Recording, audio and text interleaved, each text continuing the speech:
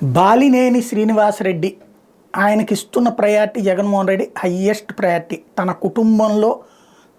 కుటుంబంలో వాళ్ళకు కూడా ఇవ్వనటువంటి ప్రయారిటీ.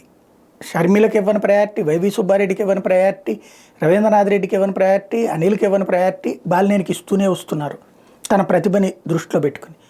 ఆ బాలినేని ఎన్నడూ లేనటువంటిది పదే పదే ఇబ్బంది పెడుతూనే వచ్చారు. గత ఏడాది నుంచి చూస్తే జగన్ని అత్యధికంగా ఇబ్బంది పెట్టినటువంటి నాయకుల్లో బాలినేని ఒకడు. పద్దాక బహిరంగంగా జగన్కి సంబంధించి నెగిటివ్ మాట్లాడడం, ఆ తర్వాత నాకు సంబంధం లేదంటాం, రకరకాలు నడిచిపోయినాయి. తెలుగుదేశం అనుకూల పత్రికలకి మంచి మేత ఇస్తానే ఉన్నారు ఆయన. అలాంటిది ఇప్పుడు బాలినేనిని తాజాగా మొన్న అలిగెళ్ళాడని చెప్పి రాసుకొచ్చారు. ఇప్పుడు ఆయన్ని జగన్మోహన్ రెడ్డి పిలిపిస్తే వచ్చారని రాసుకొచ్చారు. ఆయన ఏం మాట్లాడారో మొత్తం కూడా పత్రికల్లో రాసుకొచ్చారు.